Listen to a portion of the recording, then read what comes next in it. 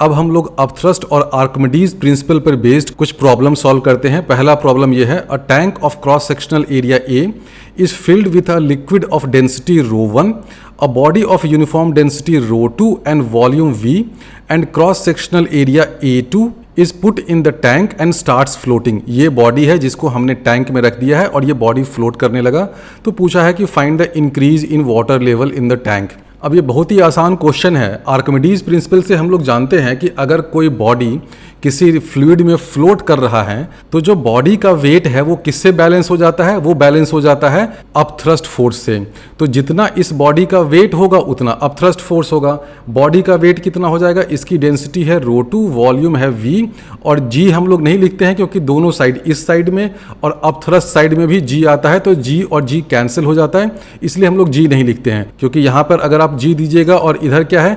Upthrust. Upthrust क्या होता है? Weight of the displaced fluid, तो वहां पर भी एक g आएगा, तो g और g कैंसिल हो जाता है, इसलिए हम लोग नहीं लिखते हैं। तो हम लोग सीधे सीधे लिख दें ρ2 into v, this is equal to mass of the liquid displaced, ρ1 हो गया density of liquid into volume of liquid displaced, या vi इमर्ज्ड मैंने लिख दिया है। vi इमर्ज्ड का मतलब क्या हो गया कि volume of this body emerged in the fluid, या इमर्ज्ड इन द लिक्विड, या इनसाइड द लिक्विड। तो इसको आप vi भी लिख सकते हैं, या कुछ बुक्स में इसको v सबमर्ज्ड भी लिख देते हैं। लिक्विड में जितना वॉल्यूम सबमर्ज होगा उतना ही लिक्विड डिस्प्लेस होगा। तो जो लिक्विड डिस्प्लेस हुआ उसका वॉल्यूम क्या हो गया? vi। इसको हम लोग ऐसे भी लिख सकते हैं कि vi by v this is equal to ρ2 by ρ1। तो इससे आपको क्या पता चलता है? इससे ये पता चलता है कि ratio of volume inside the liquid and total volume this is equal to ratio of density of body and density of the liquid या डेंसिटी ऑफ द फ्लूइड। तो ये तो बहुत ही स्टैंडर्ड रिलेशन है, आप लोगों ने बचपन में क्लास 9-10 में जरूर पढ़ा होगा। इसी से हम लोग जानते हैं कि अगर हम लोग एक आइस का ब्लॉक वाटर टैंक में रखें तो आइस की डेंसिटी जो है वो 90% होती है वाटर की डेंसिटी की। यानी कि अगर हम लोग आइस का ब्लॉक रखेंगे तो उसका 90% वॉल्यूम जो है वो वाटर के अंदर होता है। इसलिए जब आइसबर्ग हम लोग देखते हैं ना, तो आइसबर्ग का छोटा सा ही 10% वाला ही हाइट या 10% पोर्शन ही वाटर के बाहर रहता है। आइसबर्ग का 90% वॉल्यूम या 90% पोर्शन जो है वो वाटर के अंदर होता है। क्यों होता है? क्योंकि डेंसिटी ऑफ आइस जो है वो 90% होता है डेंसिटी ऑफ वाटर के। यहाँ से आप ये भी देख सकते हैं कि अगर कोई बॉडी किसी लिक्विड में या फ्लूइड में फ्लोट कर रहा है तो क्या हो जाएगा? vi will be less than v, ये होगा ना। इसका मतलब क्या हो जाएगा कि ρ2 विल बी लेस देन ρ1। यानी कि ये फ्लोटिंग के लिए कंडीशन भी हो गया कि अगर कोई बॉडी किसी लिक्विड या फ्लूइड में फ्लोट कर रहा है तो उस बॉडी की डेंसिटी उस लिक्विड या उस फ्लूइड के डेंसिटी से कम होनी चाहिए। डेंसिटी कम होगी तभी बॉडी फ्लोट करेगा। इस डायग्राम में देख लीजिए, अगर density of body density of fluid से कम है तो बॉडी फ्लोट करेगा, ये फ्लोटिंग बॉडी है। अगर दोनों की डेंसिटी इक्वल है तो ये सस्पेंडेड कंडीशन में रहेगा, जिसको कहते हैं न्यूट्रली बॉइंट। न्यूट्रली बॉइंट का मतलब ये हुआ कि इसको आपने यहाँ रख दिया तो यही रहेगा, ना ये ऊपर जाएगा ना ये नीचे आएगा, तो बिल्कुल न्यूट्रल टाइप का है। और अगर density of body density of fluid से ज़्यादा है, मान लीजिए कि आयरन है, स्टील है, लेड है, तो उस केस में ये बॉडी नीचे सिंक कर जाएगा। तो यहाँ से हमने देखा कि बॉडी का उतना ही पोर्शन इमर्ज्ड होगा जितना उसके वेट को सस्टेन करने के लिए या बैलेंस करने के लिए चाहिए।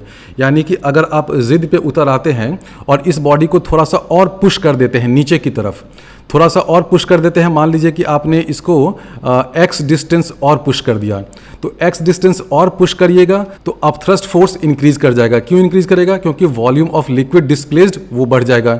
अपथ्रस्ट फोर्स इंक्रीज करेगा यानी कि फोर्स जो अपवर्ड डायरेक्शन में है वो ज़्यादा हो जाएगा, वेट जो नीचे की तरफ लग रहा है वो कम है, यानी कि एक नेट फोर्स लगेगा अपवर्ड डायरेक्शन में। उस नेट फोर्स के कारण ये बॉडी वापस फिर अपने इक्विलिब्रियम पोजीशन की तरफ चला जाएगा।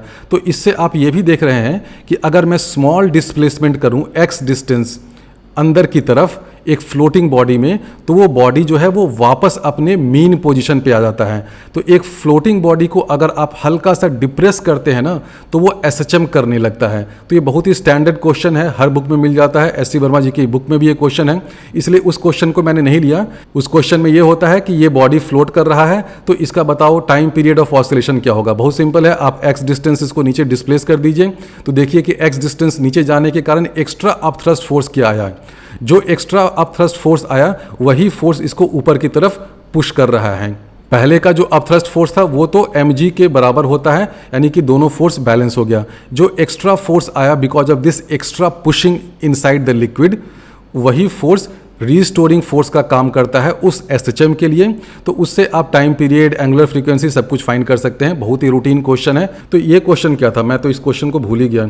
इस क्वेश्चन में मुझे पता करना है कि ये डेल्टा एच कितना है।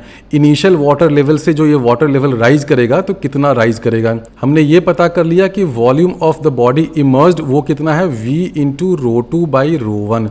मान लेते हैं कि इनिशियल हाइट ये वाला h था, तो a इंटू एच इतना लिक्विड था।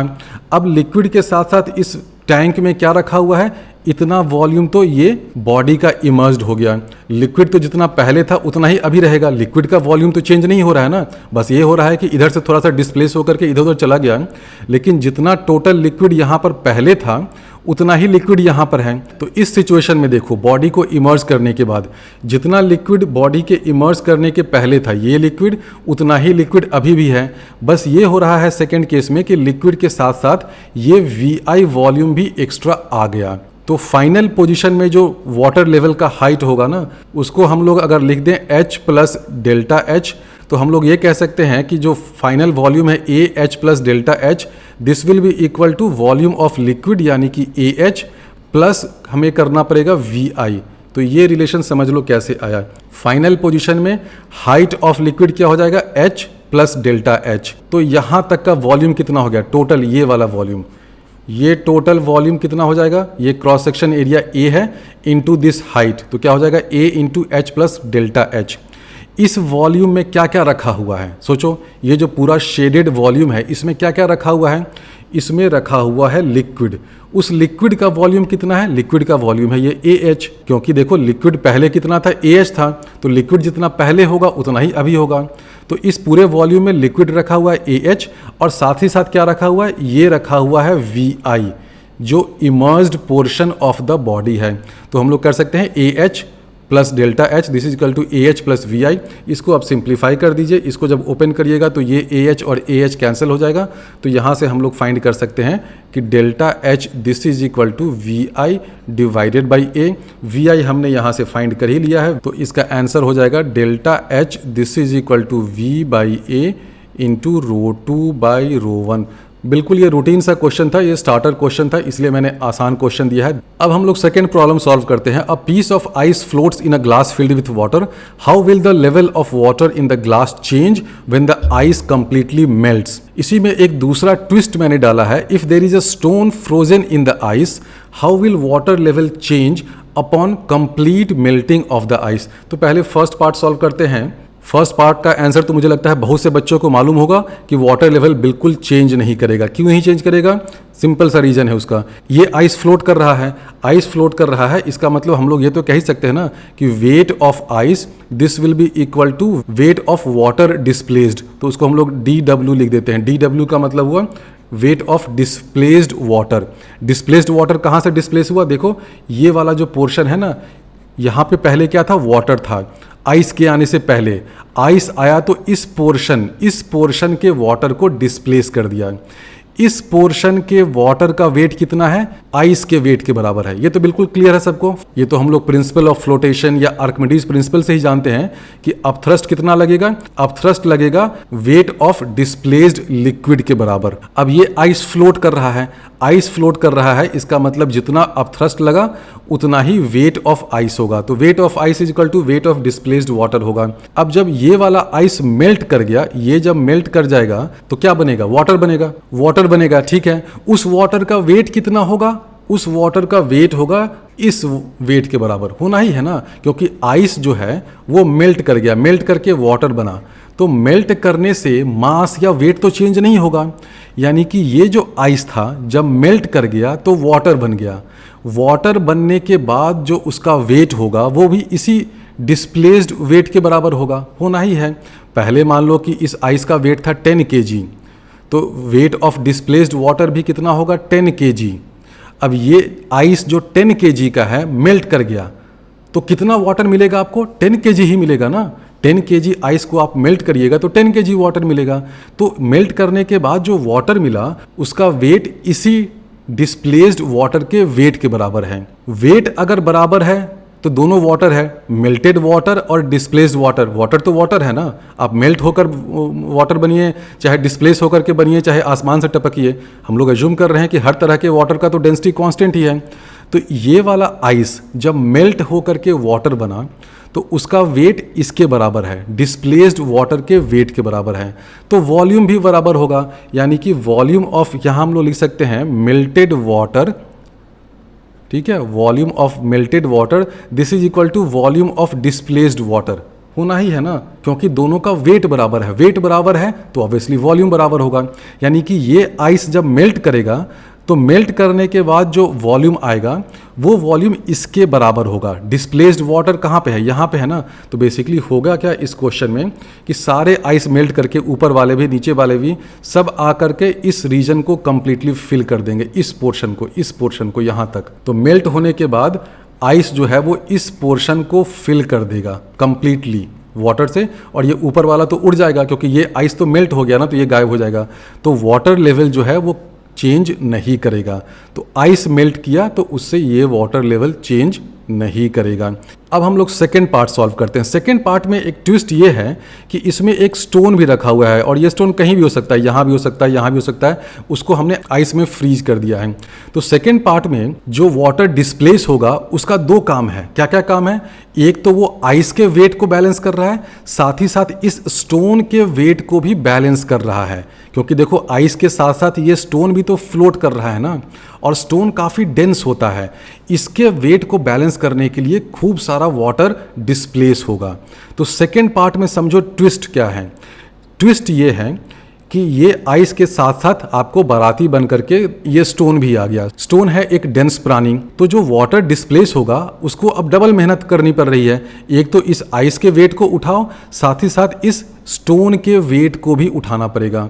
तो सेकेंड केस में हम लोग लिख सकते हैं weight of stone plus weight of ice this is equal to weight of displaced water. बिल्कुल सही करना ही है ना, क्योंकि अल्टीमेटली ये ice along with the stone ये फ्लोट कर रहा है।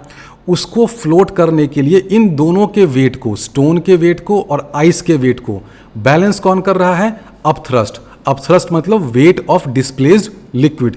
तो ये समझ में आ गया। अब क्या होगा कि ये जो आइस है ये मेल्ट कर जाएगा। मेल्ट करके क्या बनेगा? ऑब्वियसली वाटर बनेगा।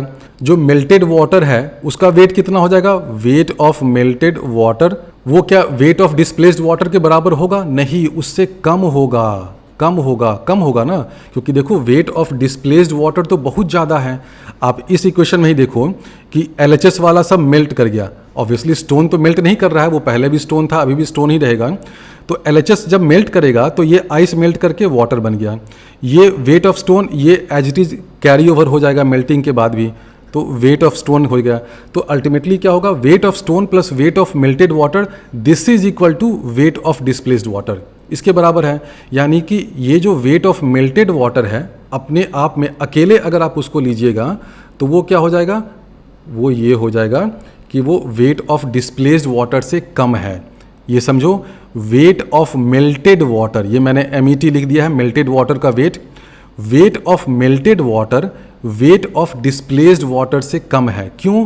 क्योंकि जब इस स्टोन के साथ इस आइस को फ्लोट कराना था तो बहुत ज़्यादा वाटर डिस्प्लेस हो गया। उस डिस्प्लेस वाटर का वेट ज़्यादा है। अब जब ये आइस मेल्ट किया तो उसका जो वेट है वो कम है। जब वेट कम है तो इस मेल्टेड वाटर का वॉल्यूम भी कम होगा, ऑब्वियसली कम होगा। यानी कि volume of melted water will be less than volume of displaced water. यानी कि डिस्प्लेस्ड वाटर का वॉल्यूम कितना है भाई? देखो देखो देखो, डिस्प्लेस्ड वाटर का वॉल्यूम तो ये है, इतना बड़ा है ना, ये है डिस्प्लेस्ड वाटर का वॉल्यूम। मेल्टेड वाटर का वॉल्यूम क्या है? इससे कम है। यानी कि जब ये आइस मेल्ट करेगा तो मेल्ट करने के बाद हो सकता है इतना ही पोर्शन तक वो भर पाए। क्यों इतना ही पोर्शन तक भर पाएगा? क्योंकि मैंने लिखा ना volume of melted water this is less than volume of displaced water. देखो बिल्कुल सिंपल सा मैंने एक इनइक्वालिटी के टर्म्स में आराम से सिखाया है। फर्स्ट देखो ये इक्वालिटी है, क्यों? क्योंकि जितना डिस्प्लेस्ड वाटर का वेट होगा वो wait of stone plus weight of ice होगा, ठीक है। जब ये आइस मेल्ट किया तो इसका जो वेट होगा वो अकेले तो उसका वेट इस डिस्प्लेस्ड वाटर के वेट से कम होगा। ये वाला इनइक्वालिटी आ गया, क्योंकि ये तो एक पॉजिटिव नंबर है वेट ऑफ स्टोन, तो अकेले ये वेट ऑफ मेल्टेड वाटर इस डिस्प्लेस्ड वाटर के वेट से कम है। तो volume of melted water displaced water के वॉल्यूम से कम होगा। डिस्प्लेस्ड वाटर का वॉल्यूम यहाँ तक है, ये वाला पोर्शन तक है, और मेल्टेड वाटर जो है वो यहीं तक होगा। इसी मेल्टेड वाटर में ये जो स्टोन है महाशय वो भी मान लो यहीं पे गिर गया, चाहे यहाँ आ गया, तो अल्टीमेटली होगा क्या? अल्टीमेटली होगा ये कि इतना जगह आपका खाली रह गया, तो फिर अगल बगल से वाटर आ जाएगा, इधर उधर से वाटर आ गया, तो जो नेट वाटर लेवल है वो डिक्रीज करेगा। तो सेकेंड केस में क्या होगा कि वाटर लेवल विल डिक्रीज। तो ये बहुत ही अच्छा क्वेश्चन था, बेसिक फंडे से ही इस क्वेश्चन को आप सॉल्व कर सकते हैं। जिनका कॉन्सेप्ट बिल्कुल क्लियर है ना, आराम से सॉल्व कर सकते हैं। उनको बस ये सोचना है कि अगर स्टोन है आइस में छिपा हुआ, फ्रीज हुआ, तो जो वाटर डिस्प्लेस होगा उसका वेट ज़्यादा होगा, तभी तो वो स्टोन और आइस दोनों के वेट को बैलेंस कर पाएगा। यानी कि ज़्यादा लिक्विड को डिस्प्लेस होना पड़ेगा so that it can counter the wait of stone and the ice. तो सेकेंड केस में जब स्टोन है तो ज़्यादा लिक्विड डिस्प्लेस हुआ, ज़्यादा लिक्विड डिस्प्लेस हुआ, इसका मतलब जब ये आइस मेल्ट हो जाएगा तो उस ज़्यादा डिस्प्लेस्ड लिक्विड के वॉल्यूम को कंप्लीटली नहीं भर पाएगा, नहीं उसको फिल कर पाएगा। ये है वॉल्यूम ऑफ डिस्प्लेस्ड लिक्विड। इस पूरे वॉल्यूम को मेल्टेड वाटर नहीं भर पाएगा, मेल्टेड वाटर यहीं तक भर पाया, ठीक है। तो ये खाली जगह बचा रह गया, इसमें अगल बगल का लिक्विड आ जाएगा, तो जो फाइनल वाटर लेवल है वो डिक्रीज कर जाएगा। इसी कॉन्सेप्ट से मिलता जुलता ये प्रॉब्लम जेईई एडवांस 2002 का है। A wooden block with a coin placed on its top floats in water as shown in the figure. The distance L and H are shown there. After some time the coin falls into the water. Then L decrease करेगा या increase करेगा, H decrease करेगा या increase करेगा, ये आपसे पूछा है। इनिशियली ये कॉइन जो है वो इस वुडन ब्लॉक पे रखा हुआ है, तो जो लिक्विड डिस्प्लेस होगा उसको क्या क्या करना पड़ेगा? एक तो इस ब्लॉक के वेट को सस्टेन करना पड़ेगा, उसको बैलेंस करना पड़ेगा, साथ ही साथ इस कॉइन के वेट को भी बैलेंस करना पड़ेगा। ये कॉइन भी देखो अभी आप टेक्निकली कह सकते हैं कि फ्लोट कर रहा है, फ्लोट कर रहा है ना। कॉइन जो है इस वुडन ब्लॉक की गोद में बैठ करके उसके सर पे सवार होकर के फ्लोट कर रहा है। तो जो लिक्विड डिस्प्लेस हुआ अभी इनिशियल लेवल में, वो ज़्यादा लिक्विड डिस्प्लेस होगा, क्योंकि उसको ब्लॉक के वेट को और कॉइन के वेट दोनों के वेट को बैलेंस करना है। अब क्या हुआ कि ये कॉइन गिर गया, तो जैसे ही कॉइन गिरा तो ये तो वुडन ब्लॉक बहुत खुश हो जाएगा कि चलो मेरी गर्दन पे सवार था ये कॉइन, ये भाग गया यहाँ से। तो जब ये कॉइन गिर जाएगा तो क्या हो जाएगा, ये जो वुडन ब्लॉक है ये तो थोड़ा सा ऊपर आ जाएगा, यानी कि ये जो एल है डिक्रीज करेगा। क्यों डिक्रीज करेगा? इसलिए डिक्रीज करेगा क्योंकि उस केस में जो submerged length of the wooden block होगा वो उतना ही होगा जितना इस वुडन ब्लॉक के वेट को बैलेंस करने के लिए चाहिए। तो वेट ऑफ वुडन ब्लॉक मान लो WB है, तो इस वेट को बैलेंस करने के लिए जितना वॉल्यूम ऑफ लिक्विड डिस्प्लेस चाहिए, यानी कि वो वॉल्यूम कुछ भी हो जाए, V इंटू रो कर दीजिए इंटू G कर दीजिए, तो ऑब्वियसली वो जो वॉल्यूम है इनिशियल पोजीशन से तो कम ही होगा, क्योंकि अब ये कॉइन उस वुडन ब्लॉक पे नहीं है। तो जैसे ही ये कॉइन यहाँ से गिर जाएगा तो इस वुडन ब्लॉक की जान में जान आ जाएगी कि चलो मेरा जान बचा, अच्छा है ये गर्दन पे मेरे सवार था, ये भागा यहाँ से, अब मैं फ्री होकर के आराम से अकेले खुल्लम खुल्ला फ्लोट कर सकता हूँ। तो जब अकेले खुल्लम खुल्ला फ्लोट करना होगा तो ये जो submerged portion of wooden block है वो तो कम हो जाएगा ना, क्योंकि वुडन ब्लॉक का वेट टोटल वेट से तो ऑब्वियसली कम है। अगर आप weight of block plus weight of coin लीजिए तो उस टोटल वेट से तो वुडन ब्लॉक का वेट तो ऑब्वियसली कम ही होना है, यानी कि उस केस में जब ये कॉइन यहाँ से हट जाएगा तो length of this submerged portion decrease कर जाएगा। तो ये समझ लो L तो भाई डिक्रीज करेगा, ये तो बिल्कुल क्लियर हो गया। अब आते हैं कि ये H डिक्रीज करेगा या इंक्रीज करेगा। इनिशियली जब ये कॉइन यहाँ पर बैठा हुआ था वुडन ब्लॉक पे, तो देखो सिर्फ कॉइन के कारण कितना लिक्विड डिस्प्लेस हो रहा था। कॉइन की डेंसिटी अगर ρc है, इसकी वॉल्यूम मान लेते हैं कि Vc है, तो ये हो गया मास ऑफ द कॉइन। हम लोग G दोनों साइड नहीं ले रहे हैं क्योंकि G और G तो कैंसिल ही हो जाता है, तो हम लोग मास को ही बैलेंस कर देते हैं। तो ये क्या हो गया, मास ऑफ द कॉइन, ρc उसकी डेंसिटी, Vc हो गया वॉल्यूम ऑफ द कॉइन। यहाँ पे G भी लगा दीजिए, तो इस वेट को कौन बैलेंस करेगा, weight of the displaced liquid या अपथ्रस्ट फोर्स। तो हम लोग ये कैलकुलेट करते हैं कि सिर्फ इस कॉइन के कारण जो लिक्विड डिस्प्लेस हुआ उसका वॉल्यूम क्या है। तो उसका वॉल्यूम मान लेते हैं V है, VI है, तो रो इंटू VI कर देते हैं, where rho is density of the liquid. ये VI क्या है, इनिशियल कंडीशन में जब ये कॉइन इस वुडन ब्लॉक के ऊपर बैठा हुआ है तो सिर्फ इस कॉइन के वेट को बैलेंस करने के लिए कितना लिक्विड डिस्प्लेस हुआ। मैं सिर्फ इसकी बात क्यों कर रहा हूं, क्योंकि देखो दोनों स्टेज में, स्टेज 1 स्टेज 2, इनिशियल स्टेज और फाइनल स्टेज में, दोनों स्टेज में ये जो ब्लॉक है ये तो बेचारा फ्लोट कर रहा है। ये पहले भी फ्लोट कर रहा था, बाद में कॉइन के गिरने के बाद भी फ्लोट कर रहा है।